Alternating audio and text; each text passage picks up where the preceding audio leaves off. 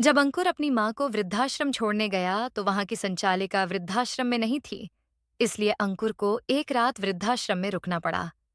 जब रिसेप्शन पर बैठी लड़की ने अंकुर को एक वृद्ध आदमी से मिलने को कहा, जैसे ही अंकुर उस वृद्ध आदमी के पास पहुंचा और जब अंकुर को उस वृद्ध आदमी की सच्चाई का पता चला तो उसके पैरों तले जमीन खिसक गई। यह दृश्य था शहर के प्रसिद्ध वृद्धाश्रम दिव्य धाम का, जहां अंकुर नाम का एक 45 वर्षीय व्यक्ति अपनी 80 वर्षीय मां श्रीमती उषा जी को छोड़ने के लिए आया था। रिसेप्शन पर बैठी लड़की और अंकुर के बीच जोरदार बहस चल रही थी। देखिए मैडम, मेरी बात समझने की कोशिश कीजिए। मेरे पास इतना समय नहीं है कि दोबारा माताजी को यहाँ लेकर आ सकूं। इसलिए आप इन्हें आज ही एडमिशन दे दीजिए। आप कहें तो मैं अभी के अभी 2 लाख रुपए का चेक काट कर आपको दे देता हूँ। बस आप मेरी माताजी को यहाँ रख लीजिए। अरे सर, मैं एक बार आपसे कह चुकी हूँ ना कि किसी भी हालत में आपकी माताजी को आज एडमिशन नहीं दिया जा सकता। इस वृद्धाश्रम की संचालिका फिलहाल शहर से बाहर गई है और कल शाम तक वापस लौटेंगी। इसलिए आप अभी जाइए और कल अपनी माताजी को लेकर आ जाइएगा। रिसेप्शन पर बैठी लड़की ने कहा। अंकुर बड़ी मुश्किल से अपने गुस्से को काबू में रखते हुए बोला, अरे मैडम, मैं आपकी बात समझता हूँ, लेकिन मेरी भी मजबूरी है। हम लोग बहुत दूर से आए हैं। 10 दिन बाद मेरी कनाडा की फ्लाइट है। अभी तो मुझे सारी तैयारियां करनी है। प्लीज मेरी स्थिति को समझने की कोशिश कीजिए। अभी यह बातें चल ही रही थीं कि अंकुर का मोबाइल बज उठा। उसके बॉस का फोन था। हेलो जी सर, अंकुर ने कहा। दूसरी ओर से आवाज आई, मिस्टर अंकुर, आपने अभी तक मुझे डॉक्यूमेंट ईमेल नहीं किए हैं, जबकि आपने कहा था कि आज दोपहर तक आप सारे डॉक्यूमेंट मुझे ईमेल कर देंगे। जी जी सर, मैं अभी कर देता हूँ, अंकुर ने हड़बड़ाते हुए कहा। बॉस बोले, लेकिन मिस्टर अंकुर, आप अपने काम के प्रति इतने लापरवाह कैसे हो सकते हैं? नहीं सर, दरअसल मैं किसी परेशानी में फंस गया था। मैं अभी इससे पहले कि अंकुर अपनी सफाई दे पाता, फोन कट गया। चिंता और परेशानी में डूबा अंकुर अपना सिर पकड़कर कुर्सी पर बैठ गया। अपने बेटे को इस तरह तनावग्रस्त देखकर पास बैठी उषा जी भी व्याकुल हो उठीं। अंकुर ने फिर उस लड़की से कहा, मैडम, आप देख ही रही हैं कि मैं कितनी उलझनों में फंसा हुआ हूं। एक तरफ बीवी बच्चे और घर की परेशानियां, दूसरी ओर विदेश की नौकरी। मेरे भविष्य का सवाल है। मैडम, प्लीज कुछ कीजिए। आप वृद्धाश्रम की मैनेजर को फोन लगाइए, मैं उनसे बात करता हूँ। जी नहीं, ऐसा अभी संभव नहीं है। मैडम का फोन आउट ऑफ रेंज है, कहते हुए लड़की ने आवाज दी। रामू, यहाँ आना। तब 25 से 30 वर्ष का एक युवक उनके सामने उपस्थित हुआ। जी कहिए मैडम। रामू, इन दोनों के लिए चाय पानी और रात को यहीं सोने का इंतजाम कर दो। बहुत दूर से आए हैं। ठीक है मैडम, अभी करवा देता हूँ, कहकर रामू अंदर चला गया। यह सुनकर अंकुर हैरान रह गया। तभी मैडम बोली, देखिए मिस्टर अंकुर, अगर आप यहाँ दोबारा नहीं आ सकते तो आप दोनों आज रात के लिए यहीं रुक जाइए। लेकिन मैडम, मुझे बहुत परेशानी हो जाएगी। अरे मैंने कहा ना कि आप रात को यहीं रुक सकते हैं। आप रूम नंबर 1 में चले जाइए। किसी चीज की जरूरत हो तो बता दीजिएगा। मैडम के कहने पर अंकुर बुझे मन से अपनी माँ को लेकर कमरे में चला गया। वहां रामू ने जमीन पर बिस्तर लगाकर उनके लिए रात रुकने का इंतजाम कर दिया था। साहब, थोड़ी ही देर में चाय नाश्ता लेकर आता हूँ, तब तक आप हाथ मुंह धो लीजिए। पास में ही बाथरूम है। इतना कहकर रामू रसोई की ओर चला गया। अंकुर वहीं लैपटॉप लेकर बैठ गया और जल्दी से ऑफिस का काम निपटाने लगा। उषा जी साथ लाया अपना बैग खोलकर बैठ गईं और सिल्वर फॉइल में लिपटे पराठे निकालते हुए बोलीं, पता है बेटा, मैंने सुबह सुबह उठकर ही तेरे लिए और अपने लिए गाजर के पराठे बना दिए थे। तुझे पसंद है ना? अचार भी लाई हूं। अंकुर ने अपनी मां की इस बात का कोई जवाब नहीं दिया। वह तो अपने काम में व्यस्त था। फिर उषा जी बोली, अच्छा कोई बात नहीं, मैं ही तुझे अपने हाथों से खिला देती हूँ। न जाने इसके बाद कभी यह सुख मिले या ना मिले। कहते कहते उनका स्वर गीला हो गया। जैसे ही रोटी का एक निवाला तोड़कर वह अंकुर को खिलाने लगीं, तो अंकुर गुस्से से झुंझलाते हुए बोला, क्या है माँ, आपको तो और कोई काम है नहीं। मुझे अभी बहुत सारा काम निपटाना है। आप ही खाइए ये पराठे, मुझे अभी भूख नहीं है।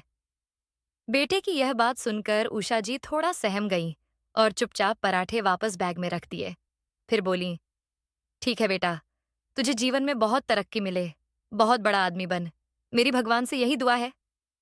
थोड़ी देर यूं ही बैठे बैठे उषा जी अपने अतीत में खो गईं। 22 वर्ष की उषा जब शादी करके ससुराल आई थीं, तभी से उन्हें जिम्मेदारियों के बोझ तले दबा दिया गया था। घर में कई सदस्य थे। एक ननद थी जो अपने पति को लेकर मायके 22 वर्ष की उषा जब शादी करके ससुराल आई थीं, तभी से उन्हें जिम्मेदारियों के बोझ तले दबा दिया गया था। घर में कई सदस्य थे। एक ननद थी जो अपने पति को लेकर मायके में ही जमी हुई थी। उसका पति सास का बेहद लाडला था। इसके अलावा एक जेठ जेठानी भी थे। जेठानी बड़े घर से आई थीं। जेठ भी खूब कमाते थे, इसलिए जेठानी सास की धौंस की बिल्कुल परवाह नहीं करती थीं। ले देकर सास का रौब उषा जी पर ही चलता था। उषा जी का पति छोटी मोटी प्राइवेट नौकरी करता था, कुछ खास नहीं कमा पाता था। घर का खर्च ससुर और जेठ की कमाई से चलता था। इस सब के कारण उषा जी की हैसियत नौकरानी से ज्यादा नहीं थी। विवाह को कई साल बीत गए थे, पर उषा जी की गोद अभी तक खाली थी। मन का दर्द तब और बढ़ जाता जब ससुराल वाले भी उन्हें बांझ होने के ताने देते। आखिरकार विवाह के 13 वर्ष बाद भगवान ने उनकी प्रार्थना सुनी और उन्हें संतान सुख प्राप्त हुआ। पर उनका बेटा अभी 1 महीने का भी नहीं हुआ था कि उसके पति की एक सड़क दुर्घटना में मृत्यु हो गई। उषा अंदर से पूरी तरह टूट चुकी थीं। इसके बाद जेठ जेठानी भी अलग हो गए। सास ससुर भी कुछ समय बाद स्वर्ग सिधारे। ननद ने भी अलग घर बसा लिया। उषा अपने बेटे अंकुर के साथ बिल्कुल अकेली रह गईं। लेकिन उन्होंने हिम्मत नहीं हारी। बेटे के पालन पोषण के लिए लोगों के घरों में काम करना शुरू किया। सारा काम करते हुए भी वह अपने बेटे को कभी अकेला नहीं छोड़ती थीं। इतनी मुश्किलें सहते हुए भी उन्होंने उसे पढ़ाया लिखाया और इतना काबिल बनाया कि उसे एक बड़ी मल्टीनेशनल कंपनी में नौकरी मिल गई। फिर उसकी मुलाकात रिया नाम की लड़की से हुई। दोनों एक दूसरे की ओर आकर्षित हुए और जल्दी ही शादी कर ली। रिया मॉडर्न ख्यालों वाली लड़की थी। घर का काम करना उसे बिल्कुल पसंद नहीं था। जहां घर का सारा काम उषा जी को ही करना पड़ता था, वहीं दिन भर घूमना फिरना, सहेलियों के साथ शॉपिंग या मायके चले जाना उसकी दिनचर्या थी। कभी घर पर रहती तो सहेलियों का अड्डा वहीं जम जाता। ये सब उषा जी को बिल्कुल पसंद नहीं था, लेकिन कहती भी तो किससे? बहू को समझाने लगती तो दो टूक जवाब मिलता और बेटा पत्नी का दीवाना था। खैर, जैसे तैसे जिंदगी की गाड़ी चलती रही। अंकुर और रिया की शादी को अब 15 साल हो चुके थे। उषा जी के दो पोते थे, एक 13 साल का और दूसरा 11 साल का। रिया के मायके वाले कनाडा शिफ्ट हो गए थे।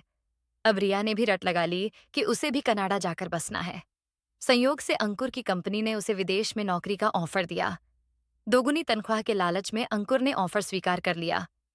रिया और बच्चे तो खुशी से फूले नहीं समा रहे थे। अंकुर अपनी माँ को भी साथ ले जाना चाहता था, लेकिन उनका वीजा रिजेक्ट हो गया। इस पर अंकुर परेशान हो गया। उधर रिया अमेरिका जाने की जिद पर अड़ी थी। उसने सुझाव दिया कि फिलहाल माँ जी को वृद्धाश्रम में छोड़ देते हैं। 1 साल बाद दोबारा वीजा अप्लाई करके उन्हें अपने साथ ले जाएंगे। अंकुर ने पूछा, अगर अगले साल भी वीजा न लगा तो? रिया बोली, अरे तो क्या हुआ, बल्कि मैं तो कहती हूँ उनके लिए वृद्धाश्रम ही ठीक रहेगा। वो हमारे साथ विदेश जाकर क्या करेंगी? और तुम्हें भी अपनी माँ के बारे में सोच सोच कर परेशान होने की बजाय अपनी आने वाली जिंदगी पर ध्यान देना चाहिए। ये समय प्रैक्टिकल बनकर सोचने का है। भावुकता में बहकर इतना अच्छा मौका मत छोड़ो। अंकुर को भी यह बात ठीक लगी और वह अपनी माँ को वृद्धाश्रम छोड़ने के लिए तैयार हो गया। चाय बिस्किट लाया हूं माता जी। रामू की आवाज से उषा जी की तंद्रा भंग हुई और वे वर्तमान में लौट आईं। उषा जी चाय का कप उठाकर पीने लगीं तो अंकुर से बोलीं, अच्छा बेटा, कम से कम चाय तो पी लो। क्या माँ, एक तो मैं इतनी परेशानी में हूं और आपको खाने पीने की सूझ रही है। आज काम पूरा करके न दिया तो बॉस डांटेगा और यहाँ इंटरनेट की रेंज भी नहीं पहुंच रही। पता नहीं इन वृद्धाश्रम वालों ने अपने ही नियम बना रखे हैं। हद है, इतना भी नहीं समझते कि कोई बुजुर्ग है या दूसरे शहर से आया है। इन लोगों को बुजुर्गों को सहारा देना चाहिए, लेकिन यहाँ तो मैनेजर घूमने निकली हैं और जो मैडम बैठी हैं हमारी बात सुनने को तैयार ही नहीं।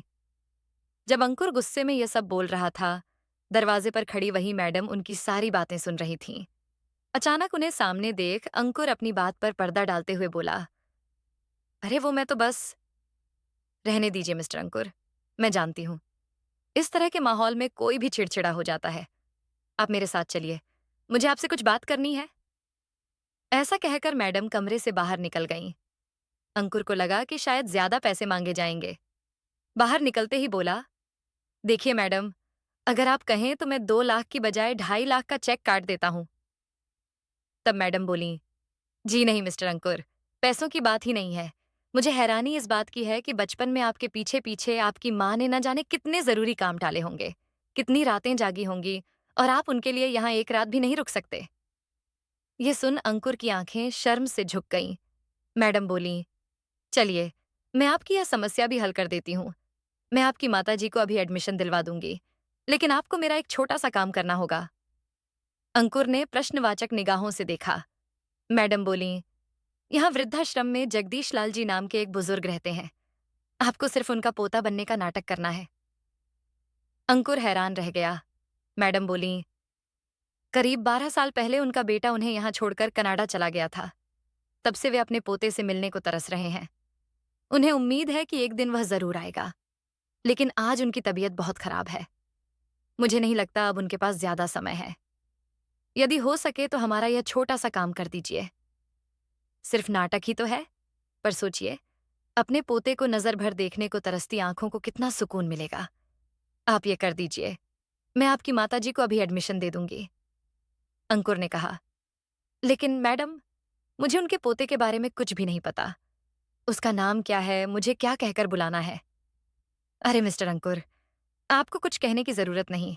बस याद रखिएगा, उनका पोता का नाम आरुष है। अब मेरे साथ चलिए। कहते हुए मैडम उन्हें जगदीश लाल जी के कमरे में ले गईं। जगदीश लाल जी के बिस्तर के पास एक और बुजुर्ग मित्र बैठे थे। डॉक्टर ने कहा है, दवाई समय पर लेंगे तो तबीयत ठीक हो जाएगी, मित्र बोले। कांपती आवाज में जगदीश लाल जी बोले, कितनी बार भगवान से प्रार्थना करता हूं कि मुझे उठा ले, पर मौत बुलाने पर भी नहीं आती। न जाने क्यों ईश्वर के कानों पर जूं तक नहीं रेंगती। उनके मित्र चले गए। दरवाजे पर खड़ा अंकुर सब सुन रहा था। तभी मैडम अंकुर को लेकर अंदर आईं। अंकुर ने देखा, पलंग पर एक कंकाल सरीखा बुजुर्ग पड़े थे। गाल अंदर धंस गए थे। बेजान आंखें दर्द की कहानी कह रही थीं। मैडम बोली, बाबा, बाबा, देखिए तो कौन आया है आपसे मिलने। जगदीश लाल जी ने धीरे से आंखें खोलीं। कौन है बेटी? देखिए बाबा, आपका पोता आरुष आया है। क्या मेरा आरुष आ गया? हाँ बाबा, आपका पोता कनाडा से खास आपसे मिलने आया है। मेरा पोता, इतने दिन तुझे मेरी याद नहीं आई? कितना बड़ा हो गया रे तू। मैडम ने उन्हें सहारा देकर बिठाया और बोली, बाबा, कल आरुष की वापसी की फ्लाइट है, इसलिए आज जी भरकर बातें कर लीजिए। मैडम चली गईं तो अंकुर कुर्सी पर बैठने लगा। जगदीश लाल जी बोले, वहां नहीं बेटा, यहां मेरे पास बैठ। अंकुर असहज था, पर मैडम की बात याद कर बिस्तर पर बैठ गया। मुझे यकीन था आरुष बेटा, एक दिन तू जरूर आएगा। तुझे देखने को ही मैं अब तक जिंदा हूं, लेकिन कल तू वापस चला जाएगा। कितने साल इंतजार किया है मैंने। वे हाँफने लगे, पर उत्साह इतना था कि फिर बोलने लगे, अच्छा बता, तेरे पापा ठीक है? तेरी माँ ठीक है ना? हाँ हाँ दादाजी, सब ठीक है। पता है बेटा, यहाँ अक्सर लोग मिठाई बांटते हैं। कल किसी के पोते का जन्मदिन था तो जलेबियां बांटी गईं। उस वक्त तेरे बचपन की याद आ गई। कहते हुए उन्होंने कटोरी से एक जलेबी निकालकर अंकुर को दी। ये मैंने तेरे लिए रखी थी। अंकुर ने अनमने मन से ले ली। जगदीश लाल जी बोले, याद है, तू छोटा था तो जलेबी बहुत पसंद थी। माँ मना करती थी तो शाम को पार्क टहलने के बहाने मैं तुझे हलवाई की दुकान ले जाता था। तू मेरा हाथ नहीं छोड़ता था। फिर तूने मेरा हाथ ऐसा छोड़ा कि फिर कभी नहीं थामा। अंकुर चुप रहा। फिर जगदीश लाल जी बोले, बेटा, तू कभी अपने माँ बाप को बुढ़ापे में अकेला मत छोड़ना। वृद्धावस्था में अकेलापन सजा से बदतर होता है। ये सिर्फ मेरी कहानी नहीं, यहाँ हर बुजुर्ग की कहानी है। तभी अंकुर का फोन बजा। रिया का था। अंकुर बोला, अच्छा दादाजी, आप सो जाइए। सुबह एयरपोर्ट जाने से पहले मैं आपसे मिल लूंगा। उसने पैर छुए और बाहर निकलने लगा। ठीक चौखट पर एक हृदय विदारक चीख सुनाई दी। पीछे मुड़ा तो जगदीश लाल जी निढाल होकर गिर चुके थे। उनके प्राण पखेरु उड़ चुके थे। अंकुर की आंखों से आंसू बह निकले। उसने मैडम को बुलाया। काफी देर उदास बैठा रहा। फिर रिया का फोन आया। अरे, इतनी देर से कहाँ हो? माँ को छोड़ दिया ना? यहाँ मैनेजर नहीं थी, इसलिए आज एडमिशन नहीं हो पाया। मैं कल सुबह निकलता हूँ। रिया चिल्लाई। कमाल करते हो। आज नहीं हुआ तो कल हो जाता। इसके लिए रुकने की क्या जरूरत थी? माँ को वहीं छोड़कर आते। अंकुर ने फोन काट दिया। रात को डाइनिंग हॉल में सभी बुजुर्ग एक साथ खाना खा रहे थे। अंकुर ने देखा, सबके चेहरे पर सुविधाएं तो थीं, पर अपने बच्चों से दूर होने का गम साफ झलक रहा था। रात को कमरे में लौटकर अंकुर बोला, माँ, वो गाजर के पराठे खिलाओ ना।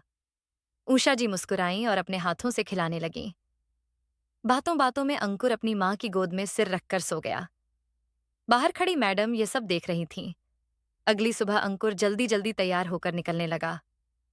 उषा जी बोलीं, बेटा, रास्ते में कुछ खा लेना।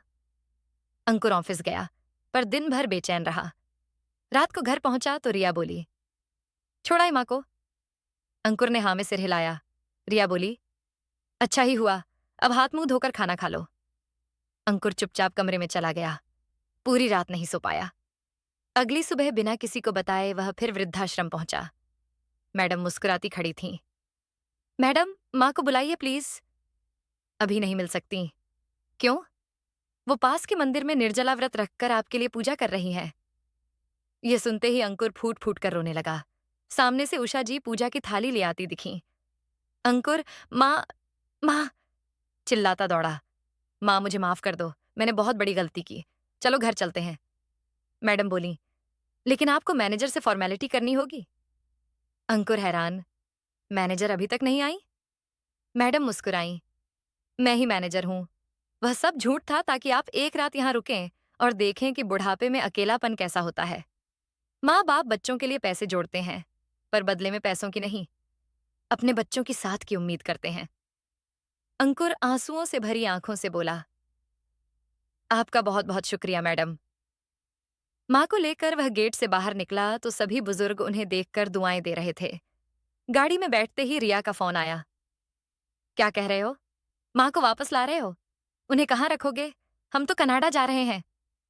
अंकुर बोला, तुम्हें जाना है तो जाओ, मैं अपनी माँ को मैं अकेला नहीं छोड़ सकता। फोन काट कर उसने मन ही मन ठान लिया, अब चाहे जो हो, वह अपनी माँ का साथ कभी नहीं छोड़ेगा। तो दोस्तों, यह थी आज की कहानी। इस कहानी के बारे में आपकी क्या राय थी?